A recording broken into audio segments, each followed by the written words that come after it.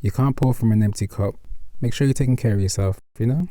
Inspiration can come from many different places, and the best ideas usually come from multiple sources. A lot of the ideas in this video were inspired by a trip that I took to Kew Gardens. I like to use the internet and books for a lot of my research, but it's always good to leave the house sometimes. If your individual circumstances will allow you to do so, make sure you go and venture out into the world. You never know what might inspire you, and remember, your next idea could just be your best idea.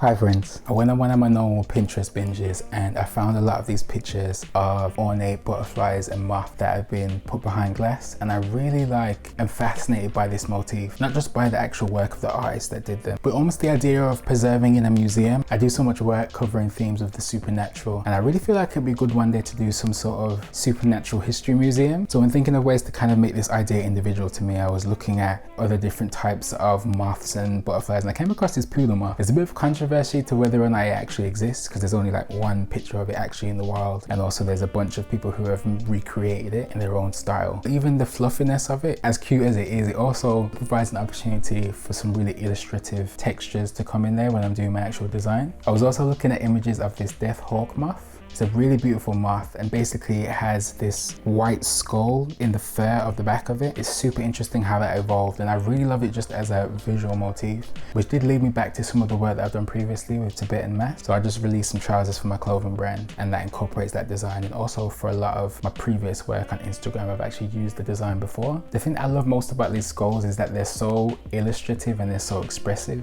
and really stylized. The idea is they're supposed to represent what the living will see when they're transferring from the living realm. I think a lot of the best ideas come from combining lots of different things, even if they're quite random. So I'm going to mash all of these ideas together and we're going to see what we come up with.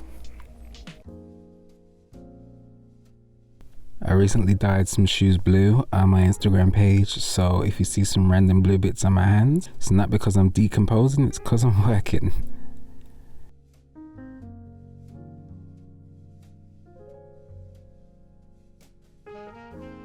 So the reason I actually decided to make this sketchbook in the first place is because I usually make all of my work on random bits of paper, which funnily enough is actually how I'm going to start this sketchbook.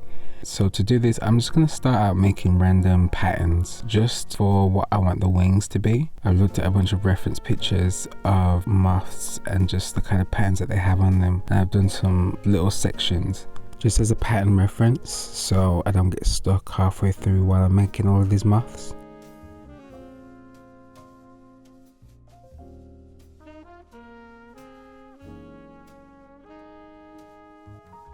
I'm using a mix of fine liner pen and graphite pencil, like an idiot when I actually went out and bought these pencils fresh. I didn't realize that I actually bought hard pencils, and I'm used to using soft ones. The difference being that the harder graphite gives you a softer line and a softer shadow, and they run from B to I think it's about H8, whereas the B pencils, which is what I'm used to using, and it's much easier to shade I find, but we're just going to work with this. It's not really too important for right now, because the idea of doing this is just to get down a general shape and pretty much just a rough sketch.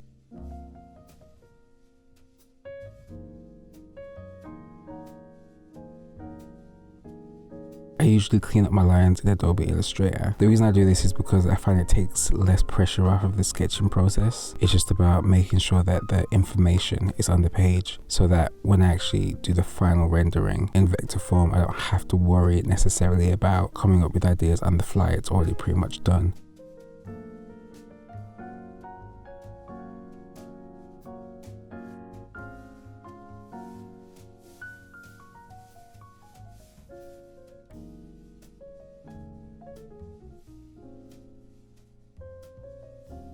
The reason that I vectorize my images is because vector uses mathematical equations that I, as a regular human being, don't understand at all. It stops the image from pixelating. I don't know if you've ever made an image and then tried to stretch it or scale it down, but you find that it pixelates sometimes. What vector does is it prevents this from happening. So no matter what size you print it at or what size you change it to, it's always the same quality as in the beginning. I vectorized the drawings that I've done, and I want to make sure that I keep the individuality and the character of the Tibetan mask, just because they're so individual, and I wanted to make sure that the patterns of the moths did the exact same thing. I added a slight drop shadow to the background of this to make it look like it was behind glass, and I've also added a timetable along with a few social media goals. Not that I'll hit them, but it is nice to tick them off. I made this drawing of a flower based off of flowers from my apricot tree, just because apricots grow in Tibet, and I want to make a repeat pattern for the back of this book. So I'm going to select the flower, I'm going to go to Window and Pattern Options. This is going to open up a new dialog box. I'm going to click Make Pattern. Now what I want to do is rearrange this so that it looks a bit more clean. So I'm going to go to Type and I'm going to change it to a brick column. It's just going to separate out so it's not so static. Next I want to change the height so that they're touching each other. And I want to put the branches behind just so it looks like it's all growing in a uniform way. Now I want to adjust the width just so that it doesn't look so sparse. And I want to change the offset just so that it doesn't look so uniform. And just like that, my pattern's done, so I can click done. And the only thing left to do is add the pattern. So if I go to my swatches, I can see that the new pattern has been added as a swatch. All I need to do is go to the back and go onto the second fill in appearance, and I can click the pattern that I've made, and just like that I have a repeat pattern for the back of my sketchbook. If you'd like to make this sketchbook for yourself, I've made 3 different versions: the original brown and pink, a teal and lilac, and a red and blue version. I've also made wall print versions. All of these colorways and both the print version and the sketchbook version are available for $3 on my site. All you need to do is download it from the link, print it on your computer, and you're ready to go. Thank you so much for supporting my artwork, and now let's get on with the video. After printing the design, I'm going to use a metal ruler and a scalpel to cut it out. Make sure that whenever you cut in corners, you start from the middle of the corner. That way you don't cut into the actual design. Also, whenever you're using a ruler to cut out a design, you always want to put the ruler on the inside. Now that all the individual pieces of paper have been cut out, I need to move on to cutting out the board. This is a 2mm board. I'm cutting it out to just over 14 centimeters and 21. This is to make sure that I'm getting the right paper size. I'm using European paper sizes for this. To stick the paper to the board, I'm just using a regular glue stick and just using even pressure to lay it down.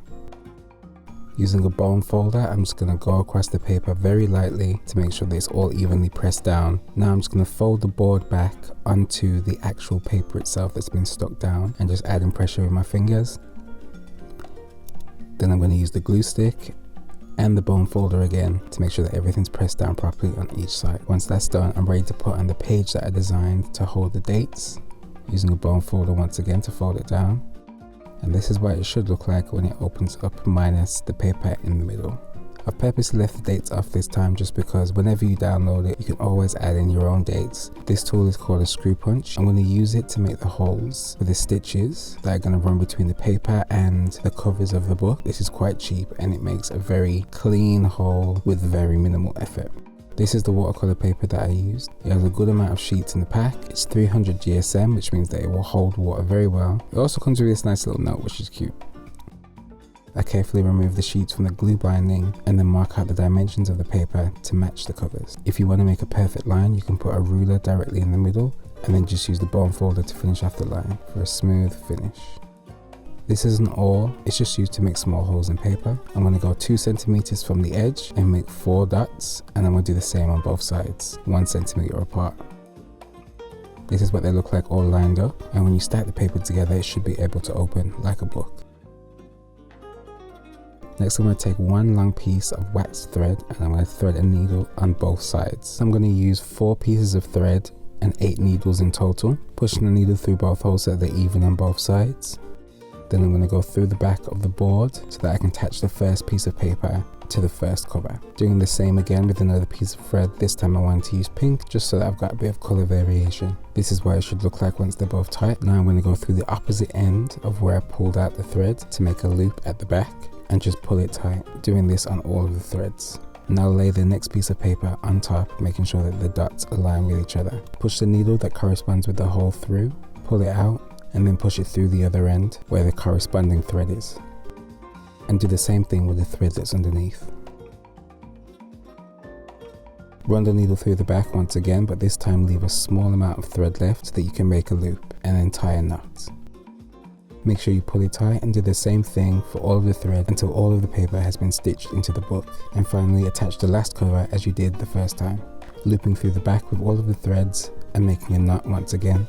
Then go back into the last piece of paper which already has the loops and tie off a knot to keep all the threads in place. Cut the threads, and you can leave it like this, but I chose to burn mine. If you're a bit scared of burning the paper, don't worry about doing this, but the wax thread will usually cut off the flame just before it touches the paper. This is the first time that I've ever done this, so these are a bit messy. Hopefully yours will look a little bit better. And I'm just going to finish up by adding the dates, starting with October 2020, which is when I made this sketchbook.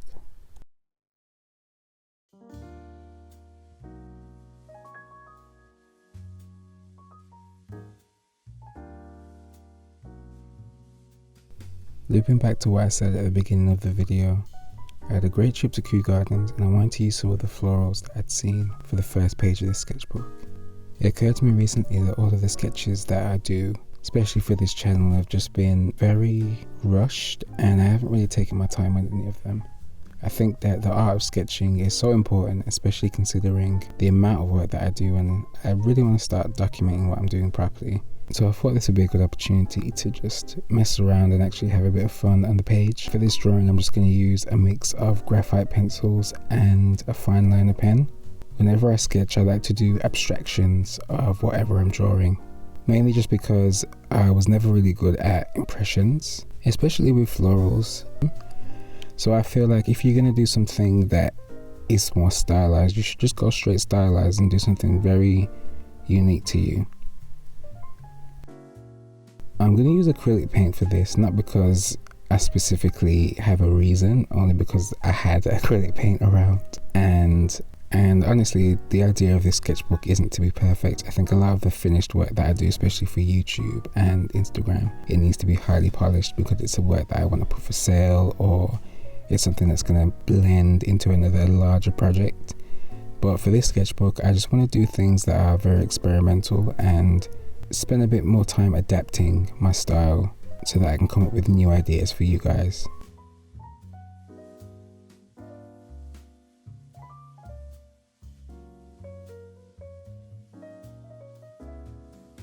As an artist, there's a lot of pressure to come up with something new every time, and I think a lot of people don't understand that creativity, it builds on top of past creativity.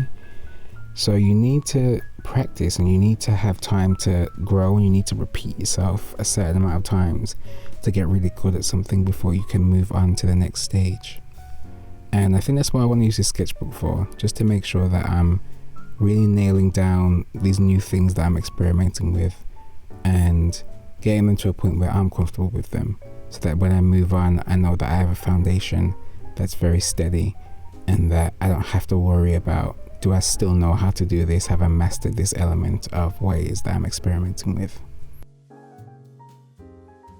This is the first time that I've actually done some bookbinding, so I'm actually looking at other techniques to maybe show on this channel. Maybe once I fill this sketchbook I can do another sketchbook that maybe will have a completely different design. I'm not sure.